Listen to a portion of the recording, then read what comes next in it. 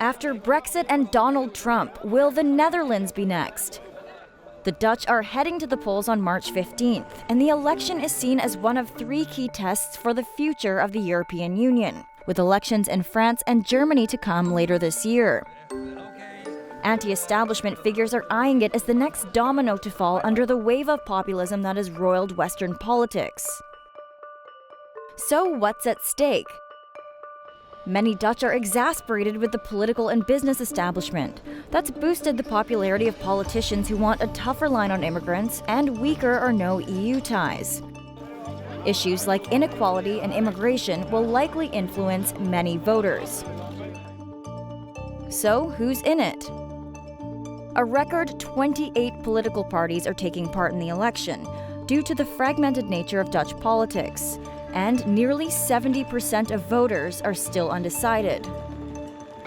Realistically, only a handful of parties are competing for the greatest number of seats and a chance to form a governing coalition. The current coalition features the center-right People's Party for Freedom and Democracy, called the VVD, along with the Labour Party.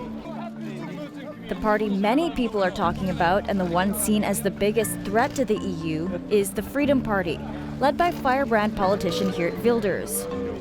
He's anti-EU, anti-immigration, and anti-Islam.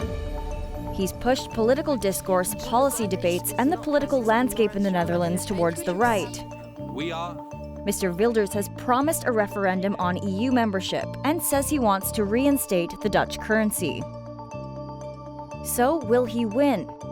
Even if his party wins the most seats, it's unlikely he'll become prime minister.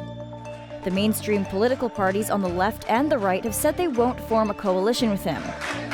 And though his party led in the polls for most of last year, more recently, his support has fallen.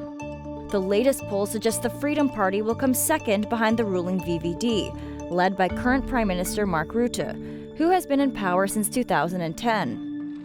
His campaign has focused on his role in steering the Netherlands through economically difficult times.